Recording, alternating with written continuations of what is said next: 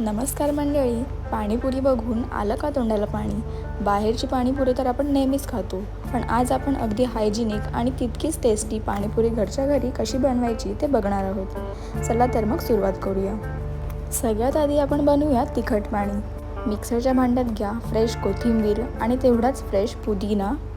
यात टाका तुमच्या आवडीनुसार हिरव्या मिरच्या आणि आल्याचा एक छोटा तुकडा. आणि पाण्याचा रंग एकदम छान हिरवागार राहण्यासाठी यात 2-3 बर्फाचे खडे घाला. आता यात 1 चमचा पाणीपुरी मसाला घालून थोडं पाणी घालून हे छान बारीक वाटून घ्या. आता हे मिश्रण एका मोठ्या भांड्यात काढून यात भरपूर पाणी मिक्स करा आणि चवीनुसार मीठ टाकून घ्या.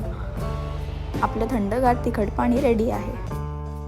आता नेक्स्ट आपण बनवणार आहोत गोड चटणी. यासाठी मी खजूर आणि चिंच आधीच पाण्यात भिजवून ठेवले होते. खजूर आणि चिंच मिक्सरमध्ये थोडं फिरवून घ्या आणि गाळणीने त्याचा कोळ छान गाळून घ्या, जेणेकरून त्यातले धागे निघून जातील.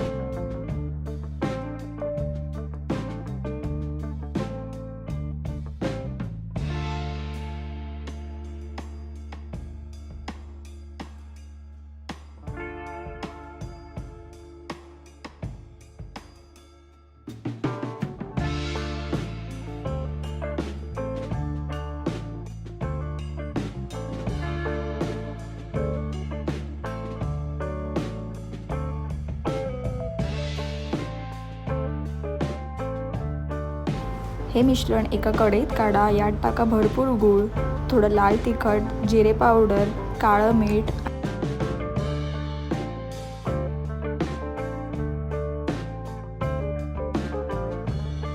आणि थोडीशी काळी मिरी पावडर. यात थोडं पाणी घालून याला गॅसवर छान उकळी येऊ द्या. गूळ पूर्ण वितळला आणि चटणी थोडी घट्ट झाली की समजा आपली आंबट गोड चिंचेची चटणी तयार आहे.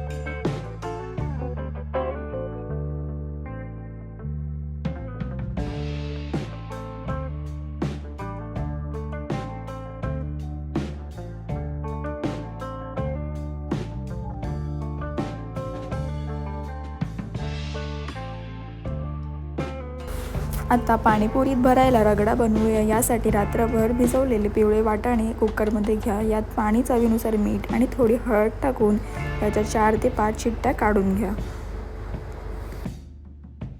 वाटाणे छान मऊ शिजले की त्यांना एका भांड्यात काढून पोटॅटो मॅशरने किंवा चमच्याने हलकंसं मॅश करून घ्या. आपला गरमागरम रगडा तयार आहे. सर्व करायच्या आधी आपल्या तिखट पाण्यात मस्त कुरकुरीत शेवबुंदी टाकायला विसरू नका, याने छान टेस्ट येते. तुम्ही ही रेसिपी नक्की ट्राय करा. व्हिडिओ आवडला असेल तर लाईक, शेअर आणि सबस्क्राईब करायला विसरू नका. पुन्हा भेटू अशाच एका नवीन रेसिपीसोबत.